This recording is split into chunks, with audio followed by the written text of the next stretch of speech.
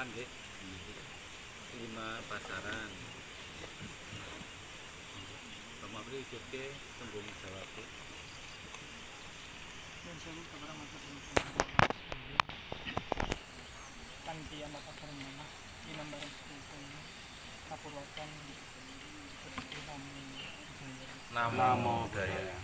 Panjenenganipun Romo Ramani upasaka upasika para pepundhen para sepuh ingkang saking kelak ingkang tansah kula hormati boten suci ingkang saking mulya yang mulya samangga ingkang sampun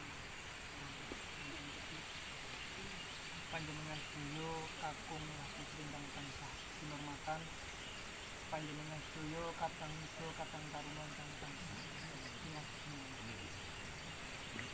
Pinapatay ko at insalin sa mga ingkang sampun kumuha ng marap ng pagkakas ng panjenengan kinuwang kanibiti pulo kapag sa pangkakas ko bilis putus talang aturipon so salirat sa akin rincang-rincang salirat sa akin romo ito salirat sa akin yang mulia konten biti bersyukur o linggih pratima wiwit tukining sak punika sampun paripurna anggening gugur gunung linggih pratima dinten punika sampun kawujudaken arupi tumpeng warna-warni sampun dipun slameti kanthi wilujeng ing karajan dinten punika boten enten alangan setunggal punika monggo punika ingkang dipun aturaken dhumateng panjenengan sedaya ingkang kala wau sampun dipun paring donga mbok bilih anggening miras-miras kula matur dhumateng panjenengan sedaya dados salih-salira saking rencang-rencang satu nafas anggening gugur gunung wiwit tukining paripurna kawula sakadang sarencang enten lepating anggening matur saha basa ingkang kirang prapsila wonten penggalih sederek-sederek kula ingkang wonten pakintelan kawula hangaturaken pakining pangapunten. Namung mekaten ingkang saged kula aturaken wonten lepating matur saha basa ingkang kirang prapsila wonten penggalih panjenengan kawula hangawangun pun santri suwun matur suwun semoga romo kita kula aturaken mawiwiti matur suwun. Oke, matur suwun Romo Abi, semoga kula lajengaken dumateng Romo Abi, semoga dipun unggul donga nggih, amine unggul donga. Matur nuwun dumateng panjenenganipun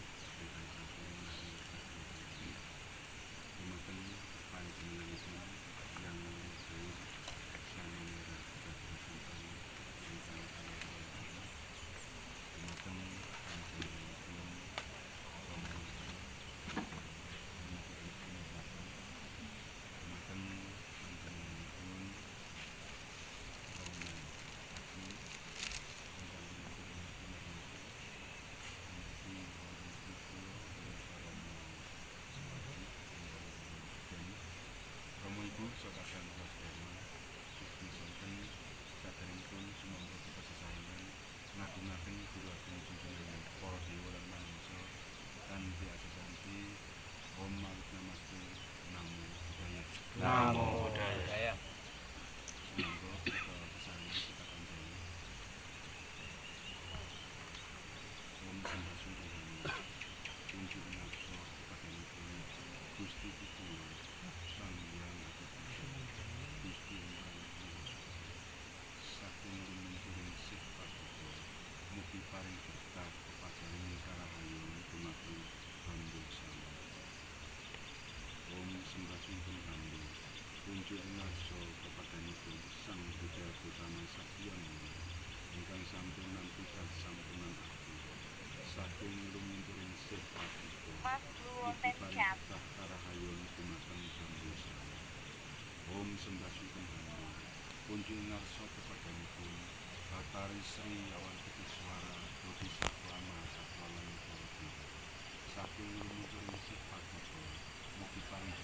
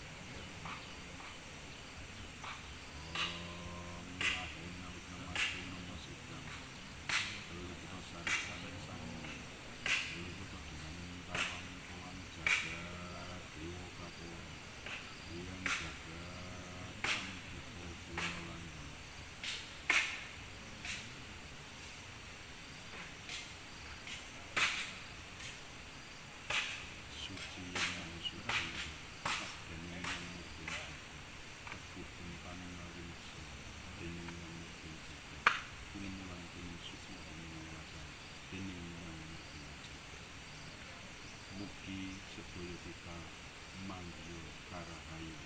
Rahayu, rahayu, rahayu.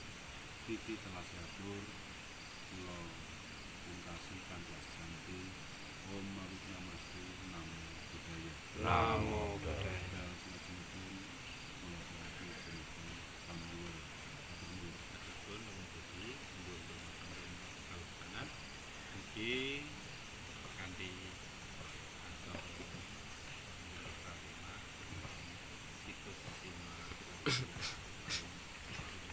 ini Sima Kasak mugi Buddha Dharma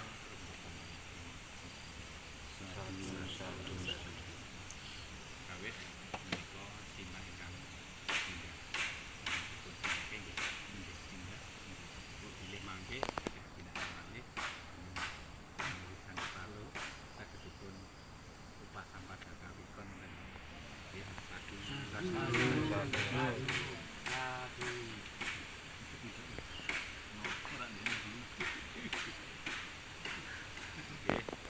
karena ada guyu.